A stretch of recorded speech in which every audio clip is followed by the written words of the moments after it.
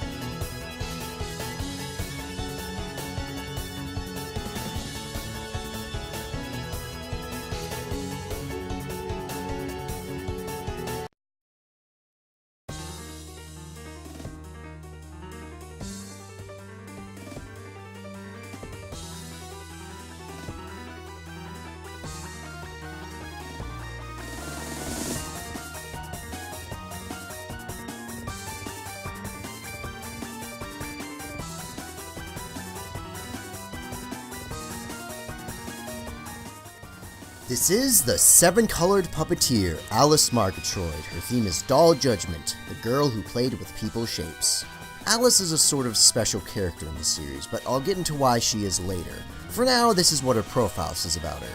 The Stage 3 boss, a kind of ordinary magician. Mainly, she possesses the ability to handle magic. She is a versatile magician that has no specific strong or weak point in any area. If you ask me, she is similar to Marissa, or rather I'd say a yokai version of Marissa. Alice has an obsession with collecting things as well, and has the habit of collecting magic items, especially magic books. As they both share the same hobby, she often clashes with Marissa, so their relationship is like loggerheads. Most recently, she's interested in collecting dolls that have a story associated with them. She has no evident reason to attack Reimu and company. They were chosen for the target of her magic simply because they were there. Dominating the enemy with overwhelming power is not fun at all for Alice, so she always sees her opponent's reaction and tries to fight with power that exceeds the opponent by a hair. Even if she loses, she doesn't show her full power. That's because she thinks she would be at the end of her rope if she lost at her full power. In this aspect, her personality is somewhat similar to Reimu. Here's her first spell card, Blue Sign, Benevolent French Dolls. For all of Alice's spell cards, she'll summon her dolls around her. There are some times when you can destroy the dolls for extra points or to make the spell card easier, but for the most part you're going to want to ignore them and just focus on doing damage on Alice. For this spell card, you're going to want to get to where the bullets are coming at you straight and find your gaps from there. After her first spell card, she'll only throw out one wave of bullets before going into her second spell card, which is Scarlet Sign, Red-Haired Dolls. I don't want to sound mean to Alice, but this is a really easy spell card. The bullets move really slowly and in a very predictable fashion, and they give you plenty of room to move around in. The only thing that might be a threat is that they spread out near the bottom, so you're probably going to want to get higher up on the screen to give yourself plenty of room to move around. So earlier I said that Alice is a special character in Touhou, and that's because this isn't actually her first appearance in the series, but it is her first appearance on Windows. Her debut was in the 5th game in the series, Mystic Square, on the PC-98. She served as that game's Stage 3 boss and Extra Boss. This puts her in a special category of characters, as one of only 4 characters to return from PC-98, 2 of those being Reimu and Marissa. After this, Alice continues to be an important character in the series, as she makes many appearances in a lot of games afterwards. Here's her third spell card, Darkness Sign, Foggy London Dolls. This one is pretty intense but really straightforward. Stay near the bottom of the screen, focus on what's ahead of you, and try to move as little as possible. The most dangerous part of this spell card is when the yellow and green bullets come in waves, so that's what you're going to want to pay attention to.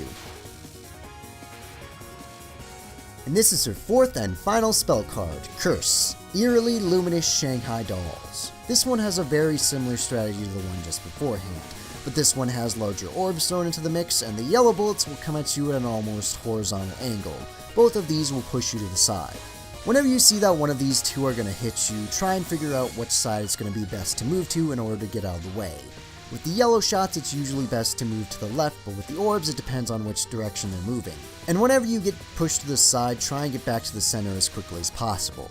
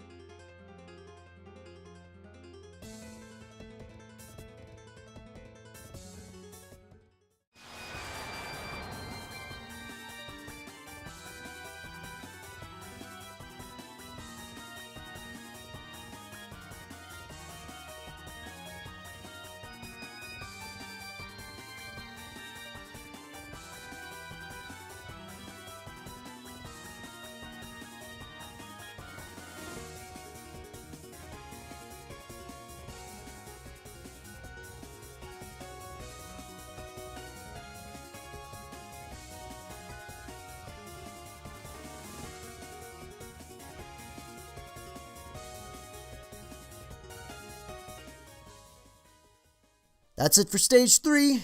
See you guys next time at Stage 4.